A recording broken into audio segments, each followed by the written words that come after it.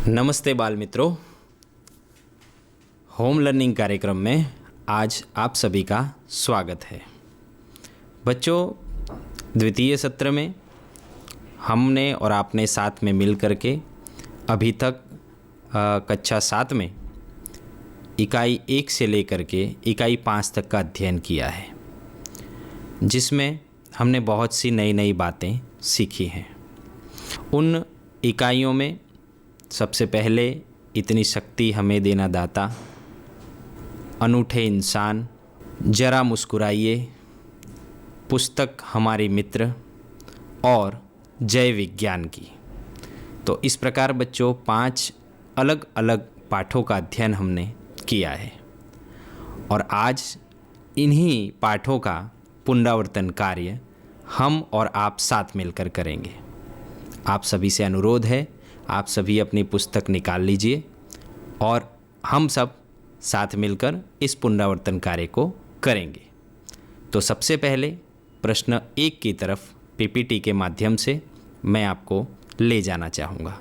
तो आप सभी अपनी पुस्तक में भी देखेंगे और अपने टीवी स्क्रीन में भी देखेंगे। प्रश्न 1 निम्नलिखित प्रश्नों के उत्तर दीजिए। पहला प्रश्न है बच्चों, हमारे मन में कैसी भावना होनी चाहिए? सोचिए, आपने इस सत्र में किसी काव्य में या किसी पाठ में मानव मन की भावना के बारे में पढ़ा है। सोचिए कि इस प्रश्न का उत्तर क्या होगा। हमारे मन में कैसी भावना होनी चाहिए? देखिए, इसका उत्तर देने की मैं कोशिश करता हूँ। हमारे मन में किसी से बदला लेने की भावना नहीं होनी चाहिए, यानी हमारे मन में हमेशा दूसरे के प्रति प्रेम भाव होना चाहिए। हमारे मन में किसी के भी प्रति बदला लेने की या किसी को नुकसान पहुंचाने की भावना बिल्कुल भी नहीं होनी चाहिए। ठीक है बच्चों, आइए दूसरा प्रश्न देखते हैं। हस्ताक्षर करने के बाद गांधी जी ने क्या लिखा? जी हाँ, गांधी जी से संलग्न एक पाठ भी हमारे पाठ्यक्रम में है। ज़रूर आपको याद आ गया होगा, आपने पढ़ा भी है। होम लर्निंग के माध्यम से, आपकी टीवी स्क्रीन के माध्यम से, आपकी पाठ्यपुस्तक के माध्यम से भी आपने पाठ को पढ़ा है। जी हाँ, आइए उसका उत्तर देखते हैं। हस्ताक्षर करने के बाद गांधी जी ने लिखा कि तुम्हारे इन आभूषणों की अपेक्षा तुम्हारा त्याग ही सच्चा आभूषण है। तो इस प्रकार से इस प्रश्न का उत्तर हम दे सकते हैं। आइए बच्चों, अगला प्रश्न देखते हैं। हमें पुस्तकें क्यों पढ़नी चाहिए? आप सभी को पुस्तक पढ़ना पसंद होगा, पसंद है ना बच्चों?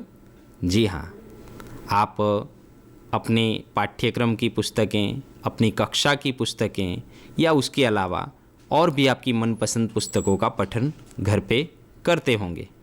वर्तमान समय में आपको पढ़ने का अच्छा समय भी मिल रहा होगा। तो यहाँ पर प्रश्न है, हमें पुस्तकें क्यों पढ़नी चाहिए? तो बच्चों, इसका उत्तर कुछ इस प्रकार से दे सकते हैं। पुस्तकें हमें ज्ञान देती हैं, वे हमें अच्छे बुरे की पहचान कराती हैं। जीवन में क्या अच्छा है, क्या बुरा है, हमें पुस्तकों से जानने मिलता है। किताबों से हमारी जिज्ञासा पूर्ण होती है। हमारे बहुत से प्रश्नों का समाधान अगर हम अच्छी पुस्तकें पढ़ते हैं तो उससे हमें मिलता है। पुस्तकों से मित्रता करने से हमें बहुत से लाभ होते हैं, क्योंकि पुस्तकों से हमारे ज्ञान को बढ़ावा मिलता है। इस प्रकार पुस्तक हमारी सच्ची मित्र है, इसलिए हमें पुस्तक पढ़नी चाहिए। तो बच्चों, पुस्तकों से होने वाले लाभ के बारे में तो हमने जान लिया कि पुस्तकें पढ़ने से हमें बहुत से लाभ होते हैं, लेकिन हमें कौन कौन सी पुस्तकें पढ़नी चाहिए और वो पुस्तकें हमें कहाँ से प्राप्त होंगी, इसके बारे में भी जानना ज़रूरी है। आप सभी के पास अपनी कक्षा की पुस्तकें तो हैं, उसके अलावा आपके बड़े या छोटे भाई बहन भी अपने पास अनेकों प्रकार की पुस्तकें पढ़ते होंगे और रखते भी होंगे। तो आप उनसे भी पुस्तक मांग कर पढ़ सकते हैं। आपके नज़दीक में कोई पुस्तकालय हो तो पुस्तकालय में जा कर के आपके पसंदीदा विषय की पुस्तक लेकर के भी आप पढ़ सकते हैं। और जब पाठशालाएं शुरू होंगी तो प्रति पाठशाला में एक पुस्तकालय होता है, तो वहाँ पर से भी आप अपनी मनपसंद विषय की पुस्तक लेकर के पढ़ सकते हैं। वर्तमान समय को देखते हुए यदि हम कहीं न जा सके तो आप अपने घर में रहकर अपने मोबाइल के माध्यम से भी इंटरनेट का उपयोग करके अपने मनपसंद विषय की पुस्तक पढ़ सकते हैं। और ये पुस्तकें हमेशा आपको कहीं ना कहीं किसी न किसी प्रकार से लाभ जरूर देंगी। तो इस प्रश्न के माध्यम से हम ये ज़रूर सीखेंगे कि हमें प्रतिदिन कुछ समय किसी न किसी पुस्तक का पठन करना चाहिए और कुछ न कुछ नया सीखने के लिए हमेशा तत्पर रहना चाहिए। आइए बच्चों, अगले प्रश्न की तरफ आगे बढ़ते हैं। समय और शक्ति की बचत कैसे होती है? जी हाँ, वर्तमान समय में समय और शक्ति की बचत करने के लिए अनेकों उपकरणों का उपयोग किया जाता है, जिसमें मुख्यतः मोबाइल और कंप्यूटर जैसे वैज्ञानिक उपकरणों के उपयोग से समय और शक्ति की बचत होती है। तो बच्चों, आपने इस प्रश्न का उत्तर देखा कि मोबाइल और कंप्यूटर के उपयोग से समय और शक्ति की बचत होती है। वर्तमान समय में इंटरनेट और आधुनिक खोजों के कारण विज्ञान ने हमें बहुत सी खोजें इस प्रकार की दी है कि जो हमें कहीं ना कहीं किसी न किसी रूप से बहुत ही मदद रूप होती हैं। और आज मोबाइल और कंप्यूटर जैसे उपकरण हमें बहुत ही उपयोगी हो रहे हैं, जिससे हर समय की बचत और शक्ति की बचत ये कंप्यूटर करते हैं। आप सभी को पता है कि कंप्यूटर का उपयोग कहाँ कहाँ किया जाता है। लगभग कोई क्षेत्र बाकी नहीं है कि जहाँ पर कंप्यूटर का उपयोग नहीं होता। और मोबाइल के बारे में तो आप सभी परिचित हैं। मोबाइल का उपयोग मात्र फ़ोन पर बातचीत करने के लिए ही नहीं किया जाता। मोबाइल का उपयोग अनेकों काम के लिए वर्तमान समय में होता है। तो मोबाइल और कंप्यूटर ये दोनों ही आधुनिक खोजें समय और शक्ति का बचाव करती हैं। आइए बच्चों, पीपीटी के माध्यम से अगले प्रश्न की तरफ आगे बढ़ते हैं। प्रश्न 2, निम्नलिखित परिच्छेद को पढ़कर प्रश्नों के उत्तर लिखिए। बच्चों, यहाँ पर एक परिच्छेद है जो कि आपकी पुस्तक में भी है, उसका पठन मैं यहाँ करूँगा। तत्पश्चात उस परिच्छेद के अनुसंधान में हम प्रश्नों के उत्तर लिखेंगे। तो आइए इस परिच्छेद को पढ़ते हैं। आप सभी भी मेरे साथ में इस परिच्छेद को पढ़ने का प्रयत्न करेंगे। जीवन में खेल बहुत ज़रूरी है। खेल से मनोरंजन मिलता है, हमारी तंदुरुस्ती ठीक होती है, हम कभी बीमार नहीं पड़ते। रोज़ खेलने से खाया हुआ अन्न पच जाता है और शरीर में स्फूर्ति आती है। खेल हमारे सारे शरीर को मजबूत बनाते हैं और हमारा दिमाग तेज करते हैं। जो लड़के नहीं खेलते वे आलसी और बीमार रहते हैं। खेलते समय हमें अपने साथियों का ख्याल रखना पड़ता है। उनसे हम खूब मिलजुल कर खेलते हैं, जिससे हम में कई अच्छी आदतें आप आ जाती हैं। ये आदतें आगे जाकर हमारे लिए बड़ी लाभकारक होती हैं। इसलिए पढ़ाई के साथ साथ खेल पर भी पूरा जोर देना चाहिए। तो बच्चों, इस परिच्छेद को हमने साथ में मिलकर पढ़ा। अब आइए इस परिच्छेद के अनुसंधान में नीचे जो प्रश्न दिए गए हैं उसका उत्तर ढूंढने का प्रयास करते हैं। परिच्छेद आपको दिखाई दे रहा है। बच्चों, यहाँ पर पहला प्रश्न है, जीवन में खेल क्यों जरूरी है?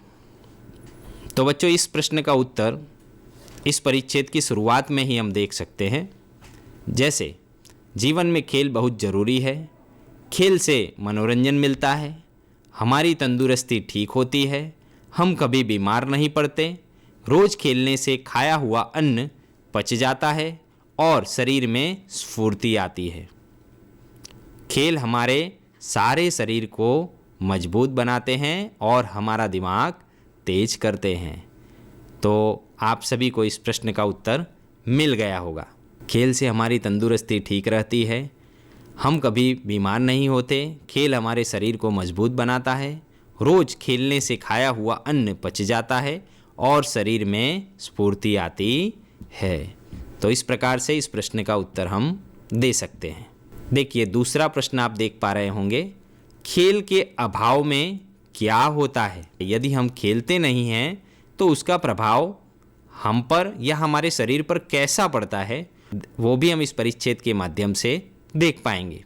देखिए, जो लड़के नहीं खेलते वे आलसी और बीमार रहते हैं, इस प्रकार परिच्छेद में दिया गया है।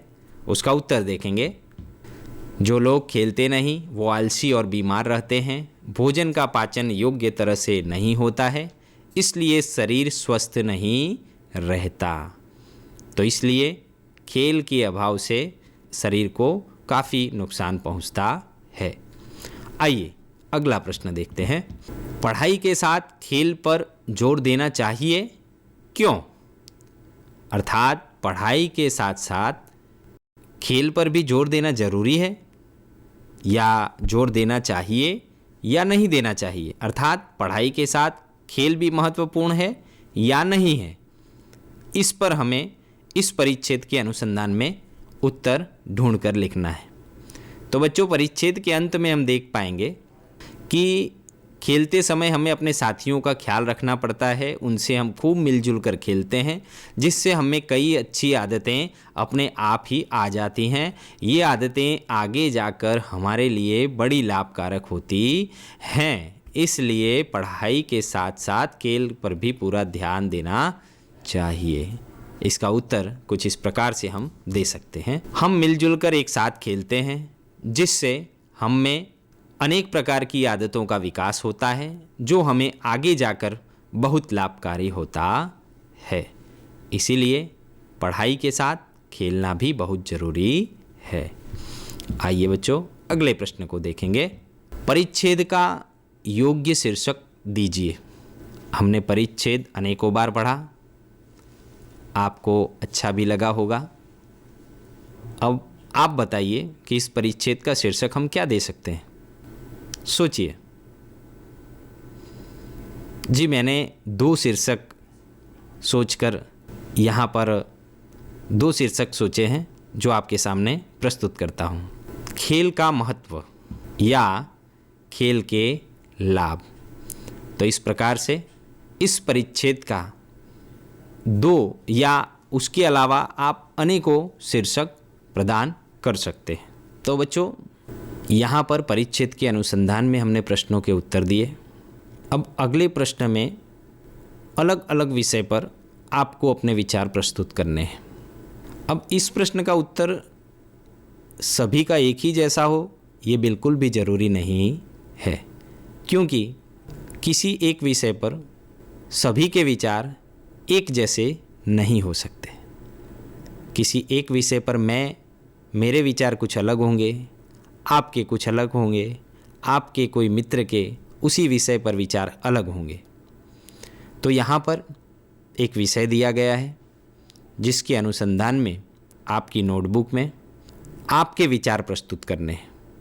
उस विषय के बारे में आप क्या सोचते हैं और आप क्या जानते हैं, उसे आपको अपनी नोटबुक में लिखना है। अब सबसे पहले विषय कौन सा है ये हम जानते हैं। आइए देखें, विज्ञान का महत्व। विज्ञान का महत्व। बच्चों, विज्ञान का हमारे जीवन में क्या महत्व है ये तो अच्छी तरह जानते हैं। विज्ञान वर्तमान समय में हर कदम पर हमें मददरूप होता है। विज्ञान अर्थात विशिष्ट ज्ञान, एक ऐसा ज्ञान जो हमें किसी न किसी प्रकार से किसी न किसी क्षेत्र में हर प्रकार से मददरूप है। जैसे कि हमने अभी थोड़ी देर पहले बात की कंप्यूटर या मोबाइल। आप सोचिए, अगर मोबाइल ना हो और कंप्यूटर ना हो तो अभी जितनी आसानी होती है हमें अपने कार्य करने में, तो कितनी मुश्किलें हो जाएं। यदि मोबाइल ना हो, मोबाइल दूर संचार का मुख्य माध्यम है, तो यदि मोबाइल कुछ ही देर के लिए बंद हो जाता है तो भी हमें समस्याएं होने लगती हैं। हम किसी से बात नहीं कर पाते, या मोबाइल की बैटरी लो हो जाती है तो भी हम चिंतित हो जाते हैं कि कितनी जल्दी इसे चार्ज में रखें। तो ये मात्र एक ही दो ऐसी विज्ञान की चीज़ें हैं जिनके बारे में हम चर्चा करें। इसके अलावा विज्ञान की अनेकों खोजें हैं। उदाहरण के रूप में जैसे बिजली, यदि बिजली ना हो तो हमें कितनी परेशानी का भोग बनना पड़ता है, कितनी परेशानी उठानी पड़ती है। गर्मी हो, ठंडी हो, बरसात हो, तो बिजली हर समय हर रूप में हमें मदद रूप होती है। इसी प्रकार से विज्ञान की अनेकों खोजें हैं जो हमें हमारे जीवन में बहुत ही महत्व का भाग रखती हैं। तो आपको सोचना है कि विज्ञान का महत्व आपके हिसाब से क्या है। यहाँ पर कुछ बातें विज्ञान के अनुसंधान में मैंने लिखी हैं जो आपके सामने स्क्रीन के माध्यम से मैं दिखाना चाहूँगा, लेकिन आपको अपने विचार अपनी नोटबुक में लिखना है और अपने माता पिता या बड़े भाई बहन को दिखाना है। आइए विज्ञान की कुछ बातें हम आपकी टीवी स्क्रीन के माध्यम से देखते हैं। विज्ञान ने दुनिया को अनेक उपहार दिए हैं, जैसे रेल, मोटर, विमान, हेलीकॉप्टर जैसे यातायात के साधन हमें विज्ञान ने ही दिए हैं। पानी के जहाज, स्टीमर भी विज्ञान की ही देन है। जिस बिजली से हमारे जीवन में तरह तरह की सुविधाएं मिली हैं वह भी विज्ञान की ही देन है। विज्ञान से हमें अनेक जीवन रक्षक दवाएं मिली हैं। आधुनिक शल्य चिकित्सा से लोगों को नया जीवन मिला है। खेती की नई पद्धति का विकास हुआ है। तो बच्चों, देखा अनेकों क्षेत्र में अनेकों प्रकार से विज्ञान हमें किस प्रकार मदद रूप हो रहा है। चाहे वो खेती विषयक बातें हों, चाहे वो शल्य क्रिया का क्षेत्र हो, दवा का क्षेत्र हो, चाहे यातायात के साधनों की बात करें, बिजली की बात करें, या लोक संचार के माध्यमों की बात करें। हर माध्यम से विज्ञान ने नई नई खोजें की और हमें हर प्रकार से मदद रूप होने का प्रयत्न किया है। आप सभी को विज्ञान के महत्व के बारे में अपनी नोटबुक में लिखना है। तो बच्चों, आइए अगले प्रश्न की तरफ हम आगे बढ़ेंगे। अपने मित्र को बधाई देता हुआ पत्र लिखिए। प्रश्न 4। बच्चों, आप सभी का कोई ना कोई सबसे प्रिय मित्र होगा, है ना? जी हाँ, जैसे आप सभी के प्रिय मित्र हैं वैसे हमारे भी प्रिय मित्र हैं। हो सकता है आपके मित्र आपके घर के आसपास ही रहते हों, या कुछ मित्र ऐसे भी होंगे जो शायद आपसे दूर रहते होंगे, या कभी पहले आपके साथ रहते होंगे, अभी आपसे दूर हो गए होंगे। तो ऐसे अपने मित्र जो कि हमसे दूर हैं, उन मित्रों से भी वर्तमान समय में तो हम फ़ोन के माध्यम से बात करते ही हैं, लेकिन पहले के समय में जब फ़ोन नहीं था तो हम क्या करते थे? जी हाँ, पहले हम पत्र के माध्यम से बातें करते थे, या विचार विमर्श करते थे, या अपने समाचार किसी तक पहुंचाते थे और कोई अपने समाचार हम तक पहुंचाता था। तो पत्र व्यवहार जो होता था वह सबसे मुख्य साधन हुआ करता था अपने विचारों को व्यक्त करने का, अपनी बातों को दूसरे तक पहुंचाने का। तो यहाँ पर जो कि प्रश्न है, आपने इस सत्र में पत्र लेखन के बारे में भी जाना है, अलग अलग प्रकार के पत्र कैसे लिखे जाते हैं वो भी जाना है। यहाँ पर अपने मित्र को एक बधाई पत्र आपको लिखना है। आपके मित्र की खुशी में आपको उन्हें बधाई देते हुए एक पत्र लिखना है। तो वो पत्र कैसे लिखेंगे? आइए इस पीपीटी के माध्यम से हम एक ऐसा ही पत्र देखते हैं। बच्चों, आपको टीवी स्क्रीन पर एक पत्र दिखाई दे रहा है, सालगिरह जन्मदिन पर बधाई पत्र। मतलब एक मित्र अपने दूसरे मित्र को जन्मदिन की बधाई के उपलक्ष्य में एक बधाई पत्र लिख रहा है। बाईं तरफ उस मित्र का पता है शांति सदन, पूरा बड़ौदा, और तारीख है 10 अगस्त 2011। प्रिय मित्र साहिल, सप्रेम स्मरण, कल ही तुम्हारा पत्र मिला, तो हम सब बहुत खुश हुए। हमें तुम्हारी सालगिरह का निमंत्रण भी मिला और यह जानकर विशेष प्रसन्नता हुई कि कल ही तुम्हारी सालगिरह है।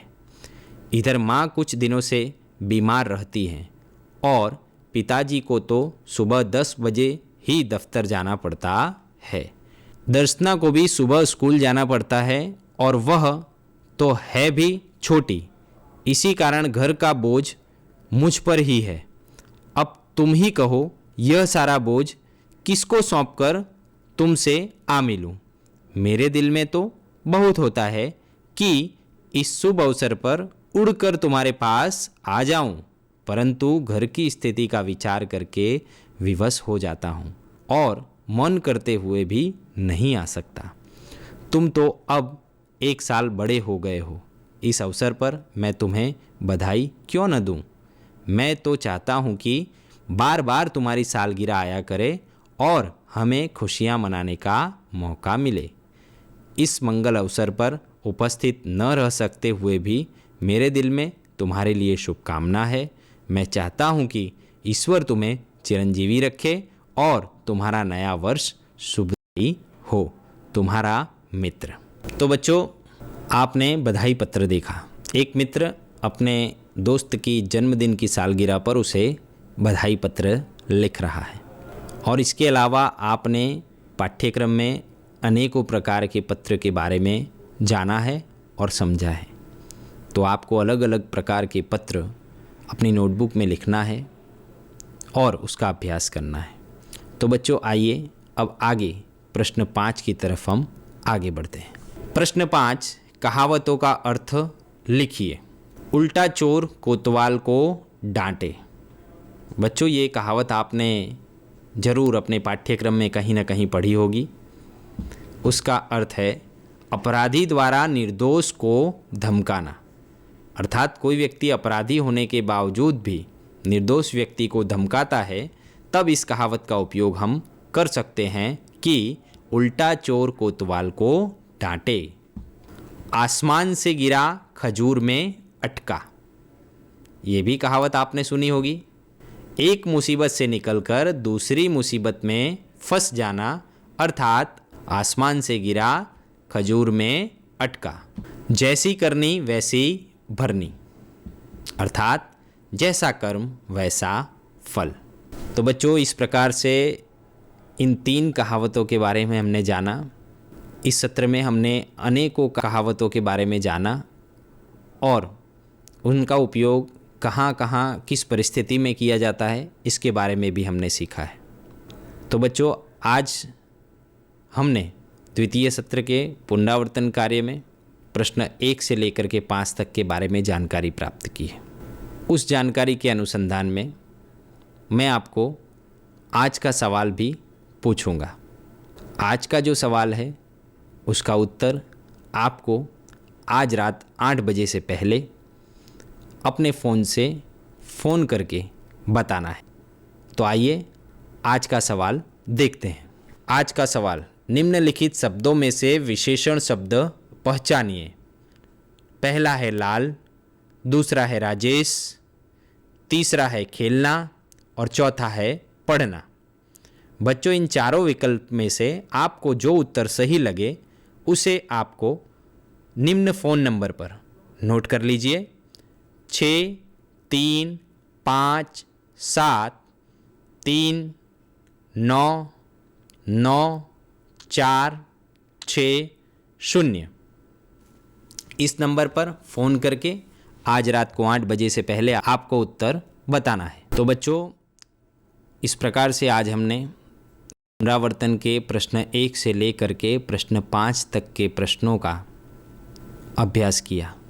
बहुत सी चीज़ें नई सीखी। तो आप सभी को अपने घर पे रह करके अपनी नोटबुक में इन प्रश्नों के बारे में लिखना है। जो भी बातें आपको बताई गई हैं उसे अपनी नोटबुक में लिख करके अपने माता पिता या बड़े भाई बहन को दिखाना है।